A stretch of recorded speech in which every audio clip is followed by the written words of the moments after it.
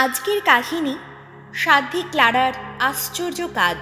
সাধু ফ্রান্সিসের শিষ্যা ক্রুশভক্ত সাধ্বী ক্লারার পুণ্য জীবনের কথা শুনে শুধু বিশপ বা কার্ডিনাল নন, স্বয়ং পোপ তাঁর সাক্ষাৎ পেতে এবং তাঁর কথা শুনতে আগ্রহী ছিলেন। পোপ মাঝে মাঝেই তাঁর কাছে আসতেন। একবার পোপ নবম গ্রেগরি মঠে এসেছেন সাধ্বী ক্লারার মুখ থেকে ঈশ্বর ও স্বর্গ সম্বন্ধে কথা শুনতে। তাঁরা যখন আধ্যাত্মিক বিষয়ে কথা বলছেন, তখন সাধ্বী ক্লারা টেবিল সাজিয়ে তাতে রুটি রাখতে বললেন, যাতে পোপ সেই রুটি আশীর্বাদ করতে পারেন। আলোচনা শেষ হলে ভক্তি ভরে হাঁটু পাত করে পোপকে বললেন রুটি আশীর্বাদ করতে। পোপ বললেন, ভগ্নী ক্লারা, আমরা চাই তুমি ওই রুটি আশীর্বাদ করো এবং রুটির ওপর সেই ক্রুশের চিহ্ন আঁকো, যে ক্রুশের কাছে তুমি নিজেকে সম্পূর্ণরূপে সমর্পণ করেছ। সাধ্বী ক্লারা বললেন, না পিতা, আমায় ক্ষমা করুন, আমি নগণ্য এক নারী।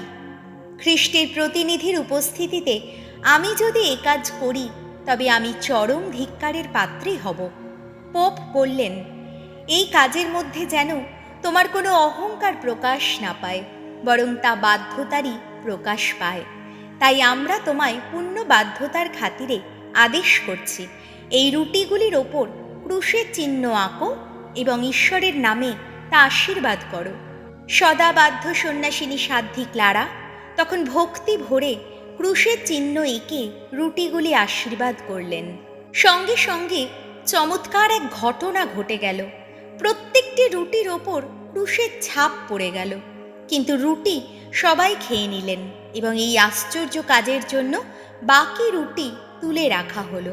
বিদায় নেবার সময় পোপ মহোদয় সাধ্বী ক্লারাকে আশীর্বাদ করলেন এবং ঈশ্বরকে ধন্যবাদ জানিয়ে কিছু রুটি সঙ্গে নিলেন। সেই সময় সেই মঠে সাধ্বী ক্লারার মা সন্ন্যাসিনী অর্টোলানা এবং ক্লারার নিজের বোন সন্ন্যাসিনী অ্যাগনেসও থাকতেন। ক্লারার মতো এরা দুজনও ধর্মপ্রাণা ছিলেন। মঠে আরও অনেক ধর্মপ্রাণা সন্ন্যাসিনী ছিলেন। সাধু ফ্রান্সিস এই মঠে রোগীদের পাঠাতেন। সন্ন্যাসিনীদের প্রার্থনা ও ক্রুশের চিহ্নের গুণে তারা সুস্থ হয়ে উঠত। প্রভু যীশু, তোমার জয় হোক। আমেন।